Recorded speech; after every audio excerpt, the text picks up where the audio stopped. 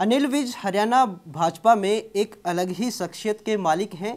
अपनी बेबाकी के लिए जाने जाते हैं और हरियाणा विधानसभा में विधायक दल के नेता हैं। फिलहाल हमारे साथ हैं बातचीत के लिए। विशाल स्वागत है आपका। धन्यवाद। विशाल, चुनावी जो मौसम है, माहौल जो है वो बन चुका है, पूरी तरह से तैयार हैं सभी। भाजपा कहाँ स्टैंड करती है? देखिए, आज तो भारतीय जनता पार्टी का तूफान सारे देश में चल रहा है। नरेंद्र मोदी की लहर सारे देश में अपना असर दिखा रही है जी। नरेंद्र मोदी जी को प्रधानमंत्री का उम्मीदवार घोषित करने के बाद 4 विधानसभाओं के चुनाव हुए हैं और चारों विधानसभाओं में आपने देखा कि लोगों ने कांग्रेस पार्टी को उखाड़ कर फेंक दिया। आपको इसी पे उम्मीद है कि हरियाणा में भी आपकी नैया पार लग जाएगी? बिल्कुल, सारे देश में एक जैसा वातावरण होने वाला है और हरियाणा प्रदेश में भी जिस प्रकार से लोगों का रुझान भारतीय जनता पार्टी की तरफ बढ़ रहा है और जिस प्रकार से भारतीय जनता पार्टी ने अपनी चुनावी तैयारी की है इस बार, उससे प्रदेश में इस बार भारतीय जनता पार्टी के बहुत अच्छे नतीजे निकलने जा रहे हैं।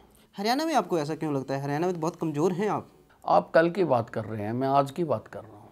आज ऐसा क्यों हुआ? क्या मोदी के सहारे ही जो नैया पार लगाने की उम्मीद है आपको? देखो, 2 बातें हैं। पहली बात तो ये है कि कांग्रेस ने जो भ्रष्टाचार किए हैं प्रदेश में भी देश में भी, और जो आज आम आदमी की हालत है, 65 वर्षों की आज़ादी के बाद भी आज आम आदमी को मूलभूत सुविधाएं उपलब्ध नहीं हैं। आज नाली नहीं है, पानी नहीं है, सड़क नहीं है, बिजली नहीं है। आम आदमी को 2 बातें समझ में आ गई। एक बात तो ये समझ में आ गई कि कांग्रेस पार्टी देश को लूट कर खा गई, और दूसरी बात ये समझ में आ गई कि हमारी सारी तकलीफ़ों की जिम्मेवार अगर कोई पार्टी है तो वो कांग्रेस पार्टी है। आप ये बताइए कि कांग्रेस की नाकामियों की वजह से आपको लोग वोट देंगे या आपकी भी कुछ उपलब्धियां हैं? बीजेपी की कुछ उपलब्धियां नहीं हैं? हमें कांग्रेस की नाकामयाबियों की भी वोट मिलेगी, वो ज़्यादा बड़ी वजह है। और जो नरेंद्र मोदी का व्यक्तित्व है, जो उन्होंने गुजरात में करिश्मा करके दिखाया, आज हरियाणा को नंबर 1 बताने के लिए सरकार ने करोड़ों रुपया खर्च किया मीडिया के ऊपर, लेकिन आज भी हरियाणा में जो कि इस सरकार ने वादा किया था कि हम 24 घंटे बिजली देंगे, 24 घंटे बिजली मिल नहीं रही है। लेकिन लोगों को ट्रैक रिकॉर्ड देखना है कि ट्रैक रिकॉर्ड क्या है। 3 बार लगातार वहाँ से लोगों ने मुख्यमंत्री बनाया है। एक बार तो कोई गलती से भी बन सकता है, धोखे से भी बन सकता है, गुमराह करने से भी बन सकता है, लेकिन बार बार अगर जनता, प्रजातंत्र में जो जनता की अदालत होती है वो सुप्रीम होती है, और जनता ने बार बार नरेंद्र मोदी को बनाया है, यानी नरेंद्र मोदी का ट्रैक रिकॉर्ड अच्छा है और नरेंद्र मोदी में काम करने की क्षमता है। नरेंद्र मोदी ने वहां के गुजरात के लोगों की समस्याओं का समाधान किया। नरेंद्र मोदी के पास विजन है, नरेंद्र मोदी के पास काम करने की क्षमता है, इसलिए आज सारा देश नरेंद्र मोदी का दीवाना। सर, ये सब तो गुजरात में है। फिलहाल आप हरियाणा में क्या है आपका? हरियाणा की बात मैं कर रहा हूँ। हरियाणा में सीएम साहब 2 बार मुख्यमंत्री भूपेंद्र सिंह हुड्डा रहे हैं, तीसरी बार आने का वो दावा कर रहे हैं। आप कहाँ स्टैंड कर रहे हैं? जैसा दावा भूपेंद्र सिंह हुड्डा कर रहे हैं, वैसा और उससे भी बड़ा वादा दिल्ली में शीला दीक्षित ने किया था। क्या हालत हुई शीला दीक्षित की? दिल्ली में तो आपकी भी खराब हुई। सरकार तो आप भी नहीं बना पाए। हम सबसे बड़ी पार्टी सरकार नहीं बना पाए। सरकार चाहे नहीं बना पाए, लेकिन आज भ्रष्टाचार की लड़ाई में लोगों ने सबसे ज्यादा सक्षम हमें माना है, और हम सरकार नहीं बना पाए वहां पर, लेकिन हमारी सीटें वहां पर सबसे ज्यादा आई हैं। लेकिन फर्क क्या है? कांग्रेस को नकार रहे हैं तो भाजपा को भी कहां स्वीकार कर रहे हैं? आम आदमी पार्टी को विकल्प के तौर पर जो है लोग देख रहे हैं दिल्ली में। हाँ, आप कर रहे हैं आम आदमी पार्टी। आम आदमी पार्टी तो एक भीड़ से पैदा हुआ गुब्बारा था, और जिसकी हवा अब निकलती जा रही है। उसकी कोई नीति नहीं, कोई विचारधारा नहीं, कोई उसकी आर्थिक नीति नहीं, कोई उसकी विदेश नीति नहीं। दिल्ली में एक आंदोलन चला, अन्ना हजारे का आंदोलन चला, भ्रष्टाचार के खिलाफ आंदोलन चला, जन लोकपाल बिल के लिए आंदोलन चला, और सारे देश के लोग इकट्ठे हुए, हम भी उसके साथ थे, हमने भी धरने दिए, हमने भी प्रदर्शन दिए, लेकिन कुछ लोग उसको एनकैश करना चाहते थे। उन लोगों ने उस धरने को उस लोगों की भावनाओं के साथ खिलवाड़ करते हुए पहले कहते रहे कि हम राजनीति में नहीं जाएंगे, किसी राजनीति को वहां आने नहीं देंगे, फिर वो कहते रहे हम फिर राजनीतिक पार्टी बना ली, फिर कहा हम किसी का समर्थन नहीं लेंगे, ना किसी को समर्थन देंगे, अपने बच्चों तक की सौगंध खाई। देखिए वो दावे तो जो हैं भाजपा ने भी किए, कांग्रेस ने भी किए, लेकिन भारतीय जनता पार्टी ने कहां किए? भारतीय जनता पार्टी ने पहले दिन कहा कि हमें पूर्ण बहुमत नहीं आया है, हम सरकार नहीं बनाएंगे। इसको कहते हैं करैक्टर। चलिए दूर की बात कर रहे हैं, दिल्ली की, हरियाणा में भी वो दस्तक दे रहे हैं। क्या आपको क्या भरोसा है कि हरियाणा में जनता उन पे विश्वास नहीं करेगी जिस तरह से दिल्ली में किया है? देखिए, हरियाणा में उनका काम चलने वाला नहीं है, और आप देखेंगे कि बहुत जल्दी इनकी हवा निकल जाएगी और इनका कहीं कुछ नहीं रहेगा। क्योंकि जैसा मैंने आपको बताया कि पार्टी की नीति होनी चाहिए, पार्टी का कोई ट्रैक रिकॉर्ड होना चाहिए। लोग अनाड़ियों के हाथ में देश या प्रदेश की बागडोर कभी नहीं सौंपना चाहेंगे। हरियाणा में किसको खतरा है ज़्यादा? आपको लगता है कि किसको खतरा है? भाजपा को खतरा है आम आदमी पार्टी से, या फिर कांग्रेस को ज़्यादा खतरा है? नुकसान किसको होगा? हम आम आदमी पार्टी ने तो दिल्ली में भी कांग्रेस का ही नुकसान किया है। हमारी वोटें नहीं घटी, हमारी सीटें नहीं घटी दिल्ली में। नहीं, हरियाणा में भी यदि दिल्ली वाले हालात रहे तो सपना तो आपका टूटेगा। कांग्रेस तो 2 बार से लगातार सरकार में है, क्योंकि इतनी उम्मीदें लेके आप बैठे हुए हो। आप पार्टी का दिल्ली में ही बंटाधार हो गया।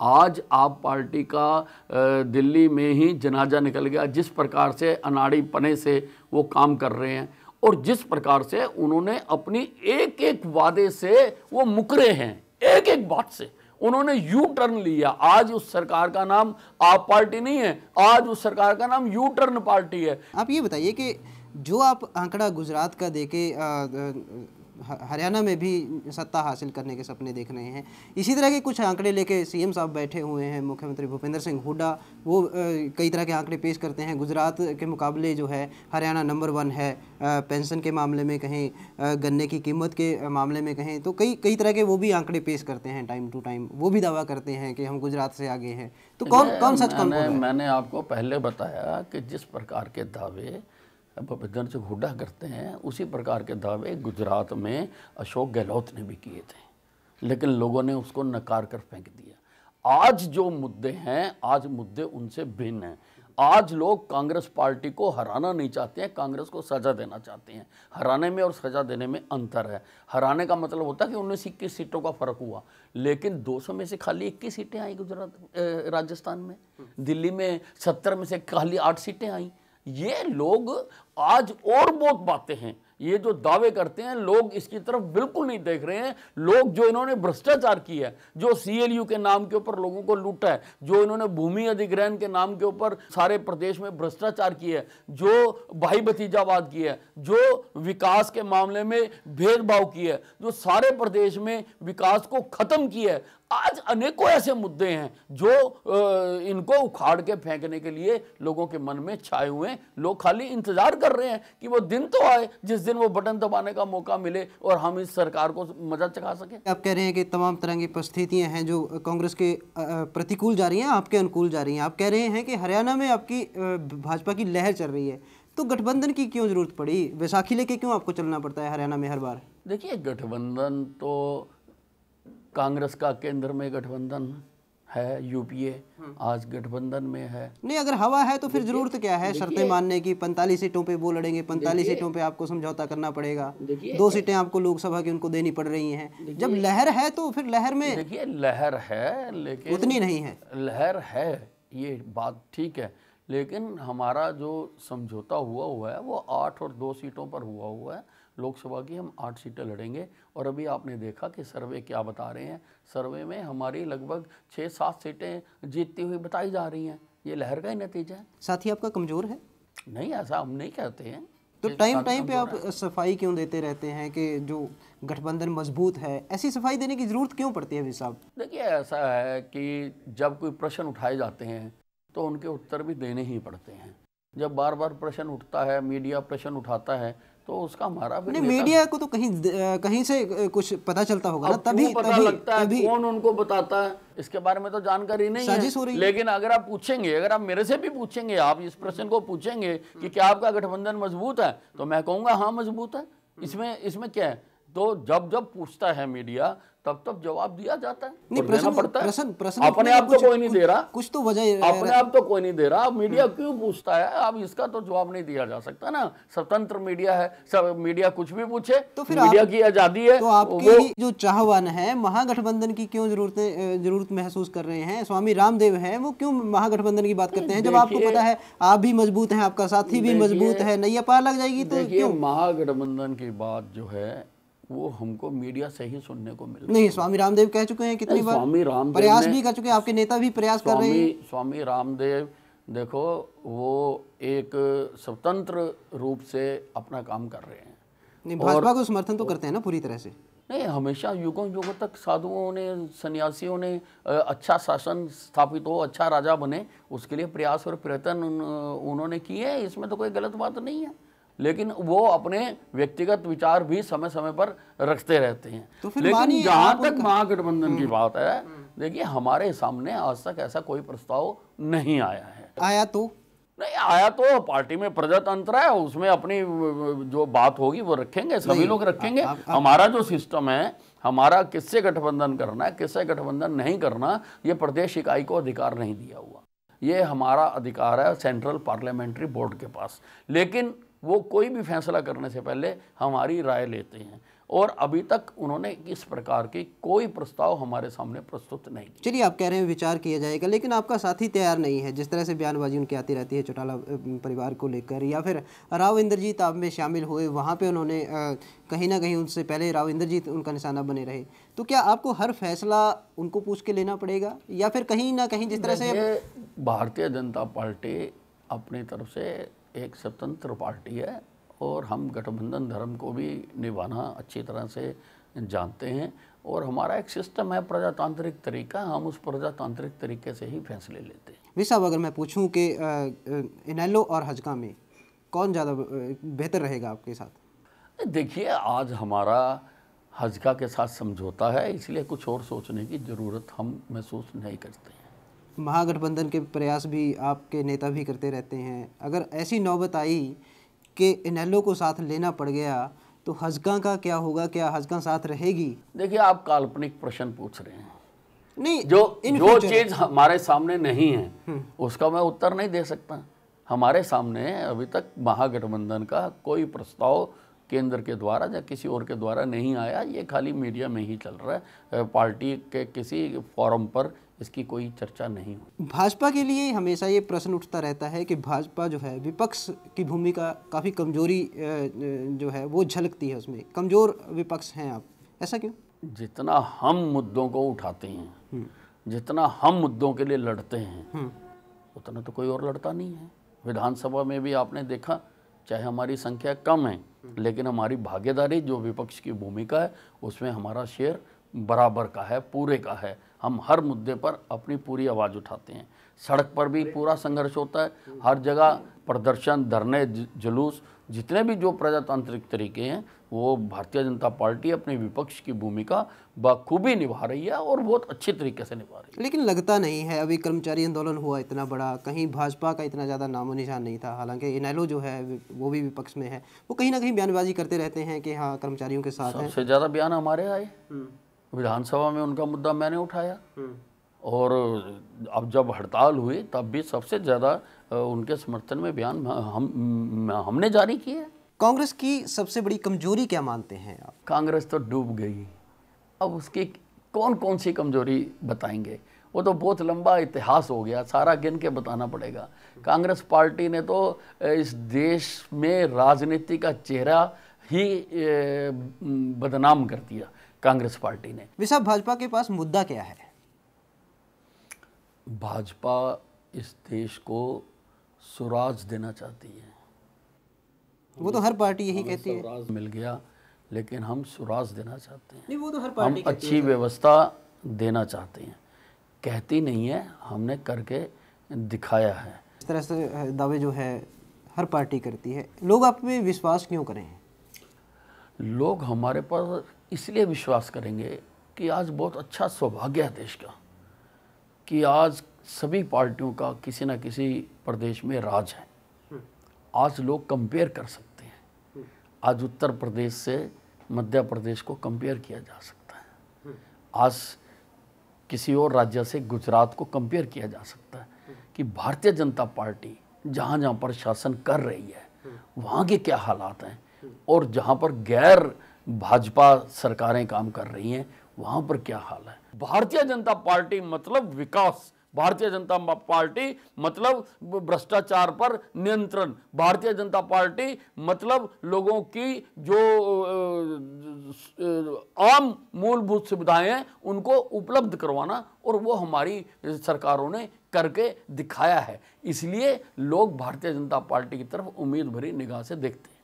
आप ये बताइए कि क्या कांग्रेस नाकाम रही है, लोगों के पास विकल्प कोई और नहीं है, इसलिए भाजपा को आगे लाने की आप सोच रहे हैं कि जो जनता है वो भाजपा को आगे लाएगी? देखिए, मैंने आपको पहले भी बताया कि लोग दोनों तरह से देख रहे हैं। एक तो कांग्रेस को सजा देना चाहते हैं, और दूसरा एक टेस्टेड पार्टी को वो आगे लाना चाहते हैं। तो लोग आजकल समझदार हैं, लोग आजकल तुलनात्मक अध्ययन करते हैं, और लोगों को तुलनात्मक अध्ययन भी करना चाहिए। लोगों को मेरी बात को नहीं विश्वास करना चाहिए, किसी दूसरे पार्टी की विश्वास नहीं करना चाहिए। लोगों को खुद तुलनात्मक अध्ययन करना चाहिए। लोगों को देखना चाहिए कि आज गुजरात में लोग क्यों जाकर इंडस्ट्री लगाना चाहते हैं, आज क्यों वहाँ पर इंडस्ट्री फॉरेन इन्वेस्टमेंट हो रही है, आज कैसे वहाँ पर 24 घंटे बिजली दी जा रही है। लोगों को देखना चाहिए। लोगों को मध्य प्रदेश में जाकर देखना चाहिए। एक बीमारू राज्य था मध्य प्रदेश, आज वहां पर कृषि की इतनी तरक्की हुई, इतनी उन्नति हुई कि आज 18% ग्रोथ रेट है वहां पर, और सारे देश की 5% है, जबकि 70% लोग कृषि पर निर्भर करते हैं। तो आपने किया क्या है? आपने 65 साल तक देश में राज किया, आपने किया क्या है? तो आप ये बताइए कि लोकसभा में कितनी उम्मीद करते हैं? लोकसभा में हम 10 की 10 सीटें जीतेंगे। नहीं, 8 हैं आपके पास। तो वो 2 भी हम मिला के बात कर रहे हैं ना जी। हम 10 की 10 सीटें जीतेंगे। विधानसभा की बात करें तो विधानसभा में कितनी उम्मीद? विधानसभा में सरकार बनाएंगे। कितनी सीटों? सरकार बनाएंगे, अपने पूरे बहुमत से बनाएंगे हम। कितनी सीटें आएंगी? देखिए, आपको ऐसा अभी विधानसभा का समय आया नहीं है, अभी समय है, समय आएगा हम वो भी आपको बता देंगे, पूरी सीटें बता देंगे। इस बार मुकाबला होगा कांग्रेस से, आम आदमी पार्टी भी आ रही है, इनेलो से आपका मुकाबला होगा। हो सकता है विधानसभा इलेक्शन तक एक आधा कोई और भी आ जाए। तो ऐसे में भी आपको लगता है कि पूर्ण बहुमत जो है गठबंधन को मिलेगा? देखिए, लोगों ने सारे एक्सपेरिमेंट कर लिए, सारी जिंदगी लोग एक्सपेरिमेंटों में खोना नहीं चाहते हैं। सीडी मामला चल रहा है एक, आजकल काफ़ी ज़्यादा चर्चा है, जो स्टिंग ऑपरेशन जो इनेलो दावा कर रही है कि उन्होंने कांग्रेस नेताओं के किए। भाजपा इस पूरे प्रकरण को किस तरह से देखती है? देखिए, सीडी जो उजागर हुई हैं उसमें एक चीज़ तो खुलकर सामने आ गई कि कांग्रेस पार्टी के विधायक, कांग्रेस पार्टी के नेता, नेताओं के रिश्तेदार दुकानें खोलकर बैठे हुए हैं सरकारी काम कराने के लिए, जिसमें शरेआम वो पैसे मांगते हुए दिखाया गया। हो सकता है सीडी में जो मामला दिखाया गया हो उसमें CLU ना लिया गया हो, जहाँ यहाँ न पैसे ना मांगे हों, लेकिन बाकी CLU तो दिए गए हैं। दिखाने वाला तो ये दिखाना चाहता है कि यहाँ पर पैसे लेके काम किया जाता है।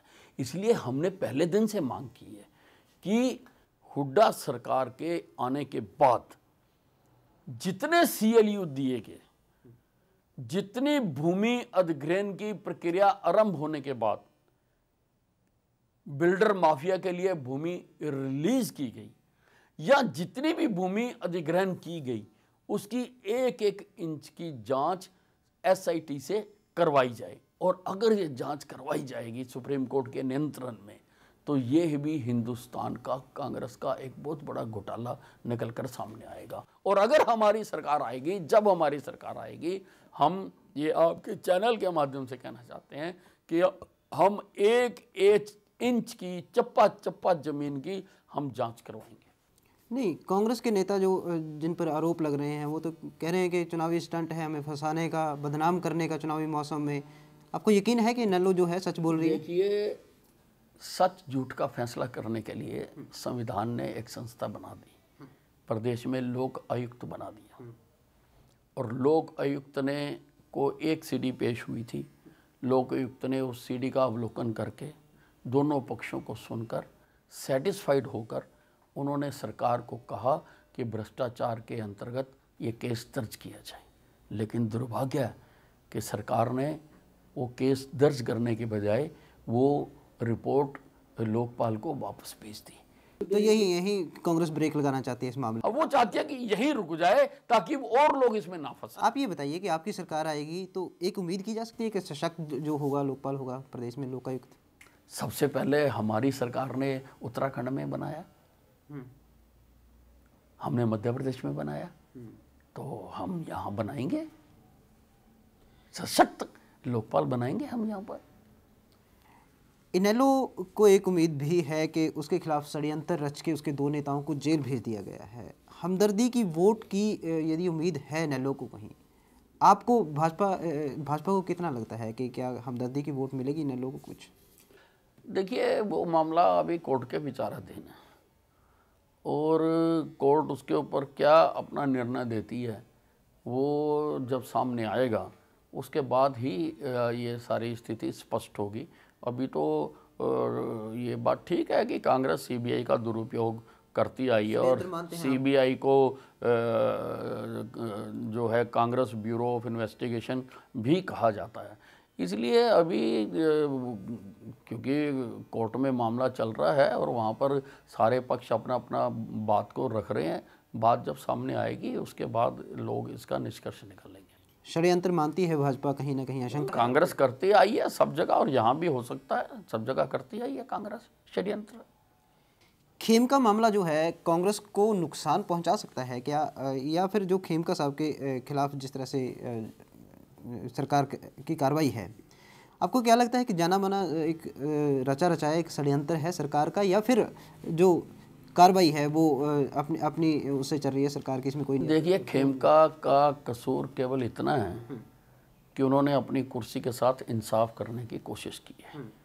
उन्होंने सोनिया गांधी के दामाद रॉबर्ट वाड्रा की जो ज़मीन थी उसकी म्यूटेशन रद्द की है, इसलिए निशाना रद्द करना की उन्होंने जुर्रत की है।